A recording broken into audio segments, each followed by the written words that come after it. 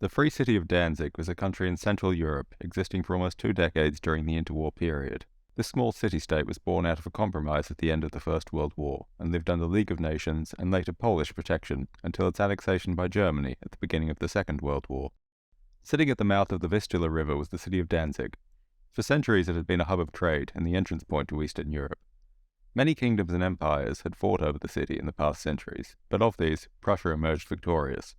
And so in 1871, the city became part of the German Empire, and Germans came to make up the overwhelming majority of Danzig's population. The small remainder was mostly Poles. During the First World War, the German Empire established the Kingdom of Poland as a puppet state in an effort to build up support among Russian Poles. However, at the end of the First World War, and with the defeat of Germany, the new Polish state continued on as an independent republic, now with the recognition of the League of Nations.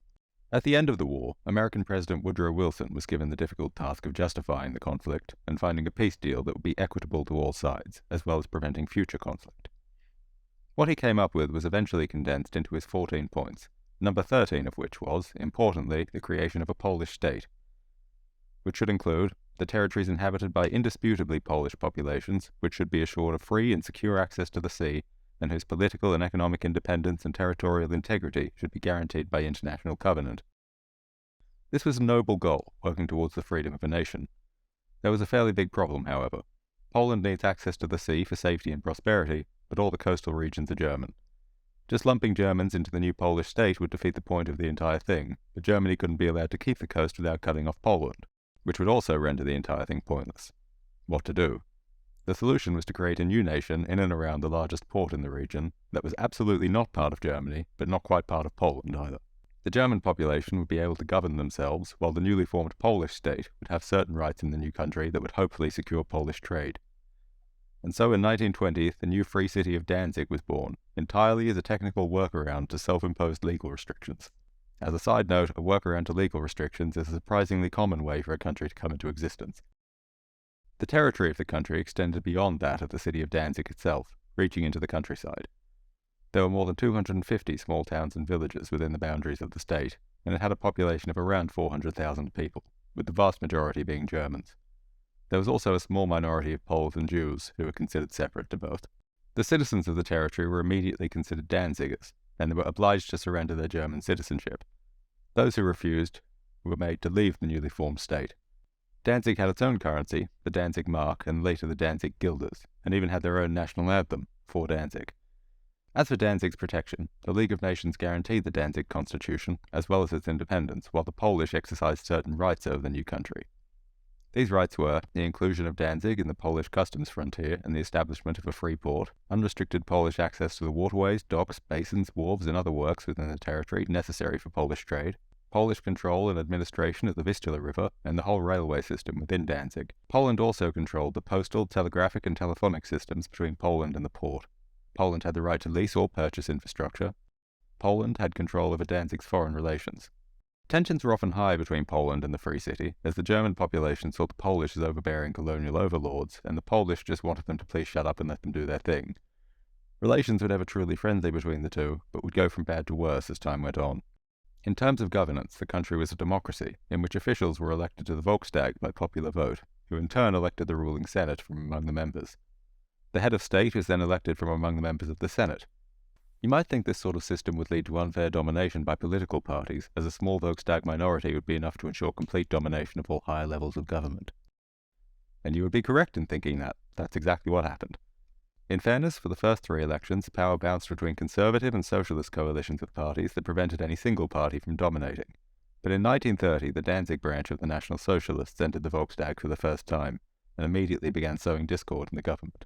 By 1933, the Nazis were able to obtain a majority in the Volkstag, through propaganda of supposedly imminent Polish invasion, and advocating for unification with Germany, and all but 2 of the Senate positions were filled with Nazi Party members. An enabling act similar to the one passed in Germany was quickly pushed through the government, and democracy in Danzig was effectively dead. Polish and Jewish property across the Free City was seized, and laws were passed discriminating against the minority groups. The last election held in Danzig was in 1935, but there was so much voter suppression and intimidation from the Nazi government that it can hardly be called legitimate. Following this, all opposition parties were banned, and the Nazis remained in government until the Free City's dissolution in 1939. In Germany, the mere existence of the Free City became a sticking point for Nazi propaganda.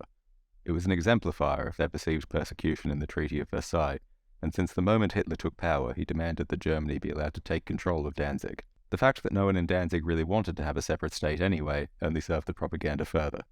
Danzig's existence was a sign of international oppression of Germany, and it allowed fingers to be pointed at Poland, claiming Germans were being treated unfairly.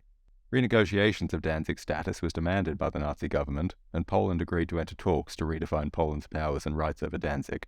These negotiations, however, were never allowed to progress anywhere, as Germany feared that Poland would likely just agree to whatever Germany had asked for. German diplomats were ordered to make as many outrageous demands as possible to guarantee negotiations would never proceed. In August 1939, the Nazi Senate of Danzig voted to dissolve the Free City and have it join Germany, in an attempt to act as provocatively as possible towards the Polish government. This was in violation of the League of Nations constitution and technically gave the League the power to remove the Danzig government. At this point, however, France and Britain were too concerned with war to dare trying it. On the 15th of August, Germany sent a battleship, the Schleswig-Holstein, into Danzig harbour as a show of force, where it would loom ominously over the city for the next few weeks. Around 5 a.m. on the 1st of September, this battleship would bomb the Polish garrison of Danzig in the first shots of the Second World War. This marked the beginning of the invasion of Poland. Later that same day, the Nazi governments of both countries agreed that Danzig would be incorporated immediately into Germany. Following this, the Nazi racial laws were quickly implemented in the city. The Jewish population that had not yet fled were murdered, and thousands of Poles were murdered, sterilized, or imprisoned. It would remain a part of Germany for the next 6 years, until the end of the Second World War. When the Red Army occupied the city, much of the country was destroyed, and there was a massive drop in population. At the post-war peace conference, the borders of Poland were shifted yet again, and Danzig was granted to the country as part of war reparations, and as compensation for lands taken by the Soviet Union in the east. By 1950, the majority of the people of Danzig had either been killed in the war or had been deported to Germany in order to make room for the Polish population. Today, very little remains of the country. The people that once inhabited the nation are gone, and there are few fond memories of the Free City. It was not created through any great desire for independence, but simply as an acceptable compromise after a world war. Interestingly, though, there are still various competing groups all claiming to be the Danzig government in exile. This argument is usually based on the claim that the incorporation into Poland was illegitimate, as Danzig was simply a territory occupied by the Nazis and not really part of Germany to begin with. None of these groups have any international recognition, or are actually connected with the former Danzig government. Also, while these arguments may technically be true, as the annexation of Danzig was technically a violation of the Danzig constitution, on the other, far more realistic hand, come off it because we both know that's ridiculous. And that's the short, fairly pointless existence of the Free City of Danzig, a country that nobody wanted in the first place and that only served to irritate pretty much everyone involved in it.